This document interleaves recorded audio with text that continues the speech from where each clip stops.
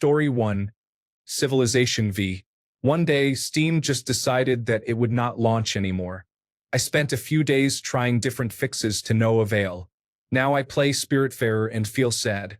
Story 2. I miss Zoo Tycoon.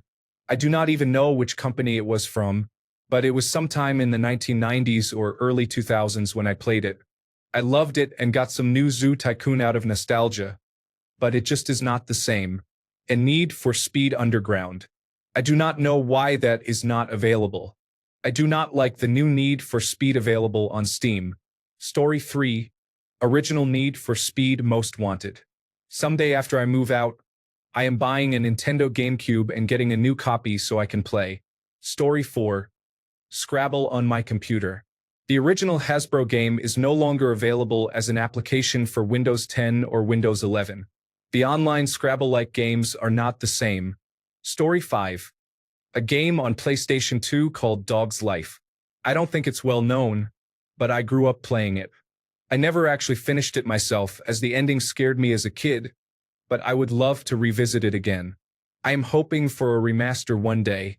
Story 6. I am going to make a general statement and say there are tons of old Adobe Flash games.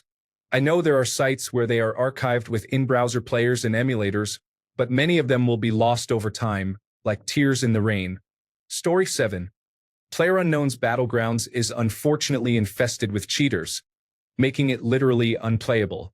Whenever you reach the top 3, you are inevitably shot by someone who sees you through walls or grass, never misses, and can throw 12 grenades in a row. It is sad because the game is, in most ways, really great. Story 8. I kind of wish they would remaster the original Battlefield 1942 and Battlefield 2, keeping most of the game the same while improving and enhancing the graphics and adding better controller support. While I understand why some people prefer playing those games with a keyboard and mouse, I cannot stand playing a shooter, especially with vehicles and aircraft, that way. Story 9. Tetrasphere. Back in the day, I liked the soundtrack so much that I connected my Nintendo 64 to my laptop to record all the music and convert it to MP3. Story 10. Richard Burns Rally. This predated the simulation rally car games of the Dirt series but was much better. I had to truly learn how to flick and use the handbrake. It was the closest to an actual racing simulator I could find. I have tried patches and compatibility efforts, but it just does not work properly, and my steering will no longer connect. Story 11. The Lord of the Rings. The Battle for Middle-earth 1 and 2. Every download I have tried is broken, and a physical copy is ridiculously expensive. Story 12. I miss Robocraft very much. Free Jam had something special, but they ran it into the ground and went bankrupt instead of maintaining it. Story 13. Dog and Cat and Pets, and the Creatures series. Those games got me interested in basic coding and file sharing in the early years of the web. People would host adoptables in pets and make new inventions in creatures for others to download, basically mods. Story 14. Dungeon Siege 1 and 2 are available on Steam but lack a lot of content without some complicated workaround. They also crash frequently. Story 15. Here is something different. Pokémon Revolution on the Wii. I can transfer my Nintendo DS and Game Boy Progress and transfer all my Pokémon to Pokémon Revolution to fight others. That was the coolest thing back in the day. I wonder what happened. Story 16. Fable 2. I loved that game as a teenager, but I cannot bring myself to buy an Xbox console, game, and television just to play it. Also, my personal computer cannot run Xbox 360 games. Story 17. Just ROMs. The necessary file for it often exposes me to viruses. Also, all the Pokemon games are available. Story 18. Stay tuned. One of my favorite games as a kid, but getting Windows 95 games to run on Windows 11 is challenging. Story 19. Helldivers 2. Since the entire Sony issue, the rest of the Philippines can no longer purchase the game through Steam unless they use third-party sites, which adds risk to the buyer. Story 20. The Goodfellas mobile game I had on my Nokia prepaid phone about 20 years ago was so pointless but so fun. Story 21. It was Marvel Heroes all the way. Some brilliant people recently came together to bring it back to life. Story 22. Oni was developed by the little-known software house Bungie West. It did not sell well, so Bungie West was shut down shortly afterward, and Bungie decided to focus on developing a shooter instead. Today, the system checks the memory on the graphics card and reports an error, because no graphics card can have more than 256 kilobytes of memory. Story 23, Breath of Fire 3. I could buy a PlayStation Portable to play it, but I do not want to spend that much money for one nostalgia trip. Story 24, Jet Fighter 4 was a totally cheesy dogfighter with arcade physics, but I got to fly my favorite jet, the F-14 Tomcat, in and around San Francisco. The last time I tried to run it, it actually caused the computer to blue screen. Nowadays, Microsoft Flight Simulator 2020 scratches the itch well enough, just with fewer McCoy and Gurevich MiG aircraft to shoot down. Story 25, Marvel Heroes. Yeah, I know most people did not like it, but those of us who did were a tight-knit community. Rest in peace, my Gambit crew. Story 26. The Goodfellas mobile game I had on my Nokia prepaid phone about 20 years ago was pointless but fun. Story 27. National Hockey League 3 on 3 Arcade. I can play my friend online with emulators, but there is too much delay for it to be fair. Story 28. Minecraft Story Mode Part 2. After years, I decided to play the first game again. When I wanted to continue with the second one, the game was no longer available. I missed it by just a few days, and now I cannot download it on Steam anymore. But Story 29, Little Big Planet 3, the community levels. It is only available on the PlayStation for the last time I checked. Story 30, Black and White 2. I watched a friend play it in grade school and decided I would save up for a computer and play it one day. I forgot about it, then remembered on a whim about 3 months ago. I have seen some postings on abandonware sites, but to be honest, it scares me, so I am letting it remain a nostalgic memory. I really wish Lionhead intellectual properties were not stuck in copyright limbo. Story 31.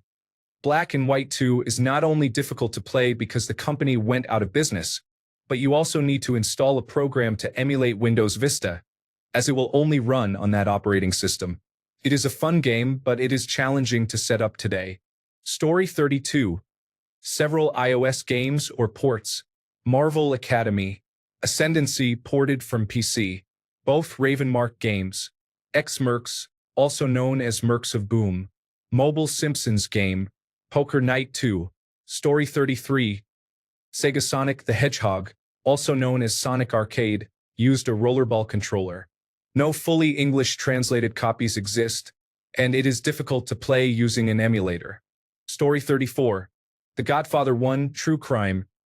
New York City, Pain, Sleeping Dogs, no longer have PlayStation 4 and apparently does not work on PlayStation 5. Mercenaries 1 or 2, Call of Duty World at War, and the list continues. Story 35. Fox Sports had an excellent home run derby-style Major League Baseball game for PC in 2003. It was incredible. Story 36. It's called Cyclone. I last played it when I was about 7, I am in my 40s now, on a Spectrum 48K. You basically flew a helicopter from island to island, evacuating people while avoiding the cyclone. It was not very good. It is more about the associated memories, I suppose. Story 37. Metal Gear Solid 4. The reason why they never ported it to later generations will always be a mystery to me. Luckily, we should have this problem solved with Master Collection Volume 2, or so I hope. Story 38. For me, it is Monster Rancher 2 from the original PlayStation. I could probably find a way to emulate it, but without my dad's large CD collection, it would not be the same. Story 39. Two groups, 11 Giants and Children of UR, started work to convert it from Flash to another platform, with the original developer's blessing. I lost track a long time ago, after they either merged or one group quit. Story 40. Unreal 2004 Trials type servers. The death races, jumping puzzles, and jumping obstacle course trial servers. I have seen a few games close, but none really scratched the itch for some reason. Story 41. The app version of the board game Ghost Stories was only released on iOS, so I could never play it on my Android phones. I have heard it is no longer supported on modern iOS devices. It is a great board game, and I wish I could play it on the go. Story 42. I would enjoy a more accurate read-only memory or port of Bongayo Spirits. It took clearing many of the early levels somewhat mindlessly before the mechanics and gameplay resonated with me in a manner that I have not experienced elsewhere. However, versions I have played on emulators have not been able to reproduce the timing aspect accurately. Could also be interesting to see a browser port of Barkley, Shut Up and Jam, Gaiden. A simple embedded virtual machine running in a browser tab would be sufficient for me as a port in the context of the latter. Story 43. Dog Day. I can get the files for it online with no problem, but it will not play on modern Windows, and it has never been released on Good Old Games or Steam. Story 44. Those big games of Manhunt we used to play as kids were the best times. Now I just don't have many friends, and I'm out of shape. Story 45. SingStar was a karaoke game on PlayStation 3. It had cooperative and competitive modes and was a blast to play. I spent over $200 on additional songs for it. My daughters and I loved the game. We would invite friends over and spend an evening taking turns singing. When the PlayStation 4 came out, they updated the game to focus on recording and sharing videos. To make it worse, none of the songs I bought could be transferred to the new version. Story 46. WildStar. There are private servers with limited functionality, but most of the core gameplay is still far from being fully restored. Story 47. Monster Madness. Battle for Suburbia. It received poor reviews, but I absolutely loved it. However, it is now impossible to find anywhere. Story 48. I wish they brought back the old Harry Potter games, maybe one to Prisoner of Azkaban. I would buy them in the blink of an eye. Story 49. There was a disk operating system game on my computer back in the early to mid-1990s. My mom would start it by using the run command and typing in horrors. It is not Hugo's House of Horrors. You did things like give a steak to a werewolf and a pack of cigarettes to the Invisible Man. My little sister and I loved that game, but we cannot find it now. No one seems to know about it besides us and our mom. Story 50. Certain online multiplayer games that have since been patched to no longer be what they used to be or had their communities shrink to the point of disappearing, in particular, Heroes of the Storm and Elite Revolutionary Battle Simulator. Story 51. A game I played at primary school on Acorn computers. I have been searching for it but have no idea what the name is. Story 52. Lunar Legend is an old Game Boy Advance game. I know I could emulate it, but I want to play it on a handheld again. Story 53. Shadowrun on Xbox 360. The servers went down a long time ago. Even if you own the physical disc, you cannot play the game now. I spent hundreds of hours in those lobbies. Story 54. Lemmings and Cannon Fodder. There are a couple of poor options, but the graphics and controls are inadequate for today's hardware. Story 55. Video game. Asheron's Call. Real game. Bike, matching tricks. I am 54 and miss it more than I experience these days. Story 56. Splatterhouse for the Xbox 360 was not great, felt kind of half-finished, and the final boss was disappointing. However, the evil mask was voiced by the same actor as Tigger, and it was always funny hearing Tigger say, "Forget that thing," as you defeated a zombie. Story 57. Soldat is an indie side-scroller shooter created by a developer in Poland. I used to play it regularly with people online, but now there are only about 5 players, if that. It was so much fun. Story 58. Massive Action Game, also known as MAG, was released on PlayStation 3 in 2010. It is a multiplayer-only military first-person shooter. Battle modes ranged from 16 versus 16 up to 128 versus 128 on the largest maps. It was very enjoyable. I would spend hours playing and talking to opponents via headset. Domination Battle Mode featured 128 versus 128 players. Once Call of Duty Black Ops was released, Massive Action Game declined within a few months. Story 59. Some classic arcade cabinets with special controls. After Burner, Rampart, Trackball 3-player, Sega Hang On, Ivan Stewart's Off-Road. There are console ports, there is multiple arcade machine emulator, and even ways to use similar controls as the arcade. Not quite the same, though. There are rare opportunities like arcade expos, but you cannot just go do it whenever you want. Story 60, Twilight Imperium. It is really hard as an adult and parent to carve out the time to play a 10 to 12-hour board game anymore, especially since the old gaming friend group that played has scattered over the years. Story 61. Madden 2008 on the personal computer is the best Madden game and is heavily moddable. Electronic Arts removed the ability to buy and download it years ago because they were losing profits on the new Madden games, as people would just buy Madden 2008 and mod the new roster in. If anyone has a way to download Madden 2008, please help. Story 62, Galactic Battlegrounds. It was basically a Star Wars reskin of Age of Empires 2. There is a small group that plays it online, but I have a family of 6 and 5 of us, for kids and my dad used to play together. It was so fun. Story 63, Rhythm Thief and the Emperor's Treasure for the Nintendo 3DS. I played the demo on my uncle's device when I was little and was obsessed, but I guess I was never able to get the full game. Now it goes for over $100. Story 64, Punisher game for PlayStation 2. My God, I haven't played a game with so many fun ways to kill since. Also, the amount of perfect one-liners. Story 65, Die Hard Trilogy on personal computer. Despite owning the compact disc itself, it is one of those mid-1990s non-disc operating system titles that outright refuses to run on a modern 64-bit Windows operating system. Story 66.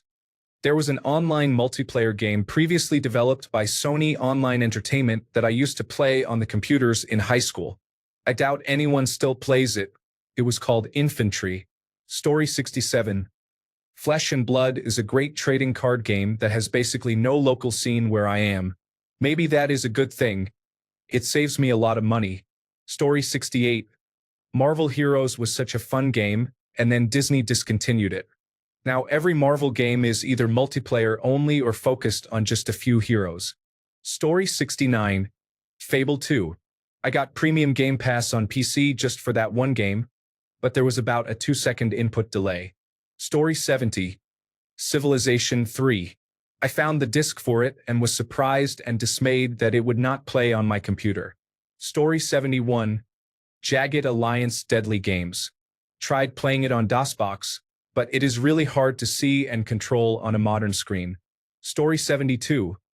There was this strange interactive fiction game called Mask. It even won Game of the Year in a magazine. It was a simple black and white game, but with many paths to explore. I tried to find it a couple of years ago, but it seems to require a connection to a long-defunct website, unfortunately. Story 73.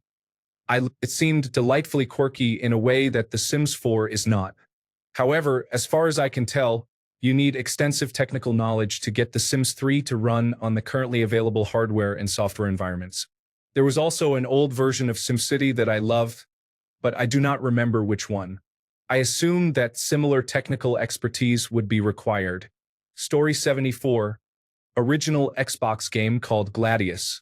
Tactical style game based on Roman gladiators.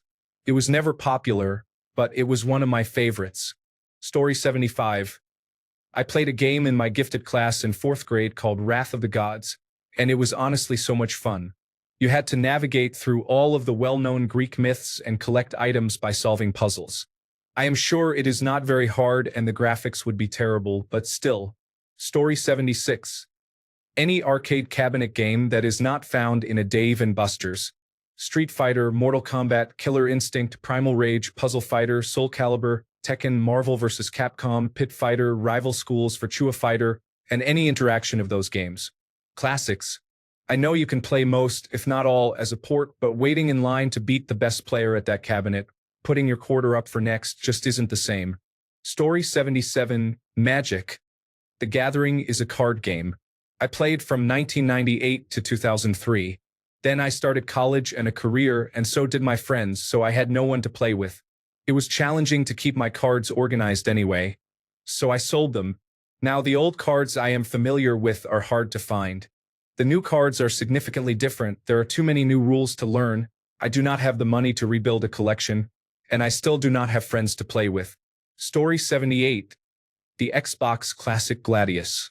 Good lord. I spent way too much time playing that game when I worked the graveyard shift. Story 79. Medal of Honor Warfighter. Damn thing won't load either with discs with cracks or on Steam. It becomes a project every now and then to see if I can get it running. Story 80. I miss the old Eurofighter Typhoon 2000 flight simulator. It would probably look terrible now, but in the late 1990s, it ran on 3DFX graphics cards and looked amazing. Or so I thought. It had cool music and everything. Story 81. Pulse was available on iOS and possibly Android. It was the best rhythm game available. The gameplay was simple, just dots radiating from a circle. It looked beautiful and the music was great.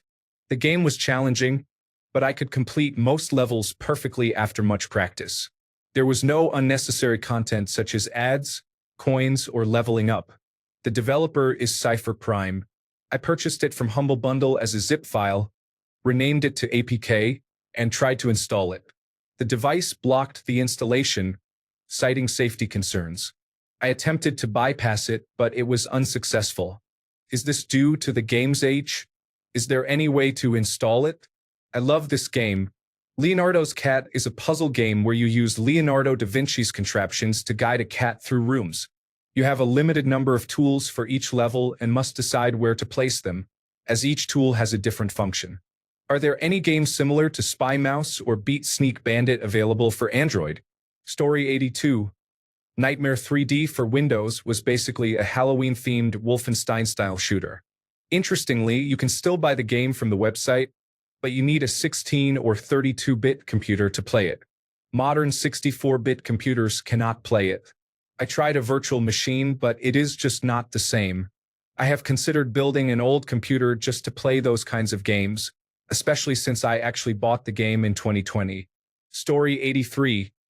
SimPark was a national park simulator designed for a younger audience in the 1990s. I wish they would remake it for older audiences. Story 84. Sky Saga. Infinite Isles is a fun dungeon crawler and crafting game similar to Minecraft, but with better graphics. Story 85. Ultima Online is still available, but the resolution is very low on modern monitors, and I do not have the patience to deal with it every time just to see what is happening. Story 86. An old turn-of-the-century shockwave browser game at spacepirates.com. Story 87. As simple as this is, Tank Hunter, the line-only vector graphic inexpensive game. I know I would not play it very long, but I have tried a couple of times and it seems to be lost even on the internet. I used to get it on pogo.com. Story 88. Dark Castle. My first introduction to computer games on a little Macintosh Plus. I can still recall the funny little noises our hero made. Story 89. The Legend of Spyro series. Without emulating, which I do not know much about, you can only get physical copies for the PlayStation 3 and they cost between $80 and $120. Story 90. There are a couple of childhood games I remember, but they are not around anymore. I do not know the names of most of them, but one I remember that no one else seems to recall was the Bloons Tower Defense 4 map editor. It was a standalone game that allowed you to create simple maps, but one day the servers were shut down, and they just removed the game from everyone. It is not very exciting, but at this point, I am mostly trying to find it for nostalgia rather than because it was a great game. Story 91. Safecracker 1997 by Daydream Software. Technically, you can find it, and it is made well enough to launch with compatibility on Windows 10, but it disrupts your desktop significantly, and playing it is challenging. If it were remastered by Night Dive Studios or GOG, that would be great. I have finished it once after struggling with some of the puzzles, and still did not complete it 100% because some of them were too obscure. Your reward is a video recorded by the developers, and it was the first time I saw something like this. Story 92. Lethal Company. I know it is pretty recent, but every group I knew who played it stopped. Trying to find random players is difficult. I really enjoyed it, but it suddenly appeared and then everyone stopped playing. Story 93. Fable for Xbox 360. I have one, but it runs poorly. That and Little Big Planet never getting a port broke my heart. In my experience, Xbox 360s and especially PlayStation 3 are very temperamental, and my old ones all broke. I'd say the least accessible thing for me is new games though, like Dragon's Dogma 2 and The Elder Scrolls 4, Oblivion Remastered. It sucks. I have hardly played anything new for about 5 years because the price is too steep to justify, and I'm broke. I'm also a collector, and physical copies are very expensive and becoming rarer with new releases. I don't feel like I own my digital games unless they are on Steam. Sorry for the off-topic rant a little, but you all get it. Story 94. I want to play the Operation Trick or Treat game from Cartoon Network or a similar game, but on Nintendo Switch. Story 95. Playing that thing for the first time was an incredible experience. It remains the scariest game I have ever played. Story 96. Fallout. New Vegas is my favorite game. I have it on Steam, but I cannot figure out the right modifications or settings to make the game playable for any length of time. I can make it to Prim, but as soon as I finish there, the game starts crashing and quickly becomes unplayable.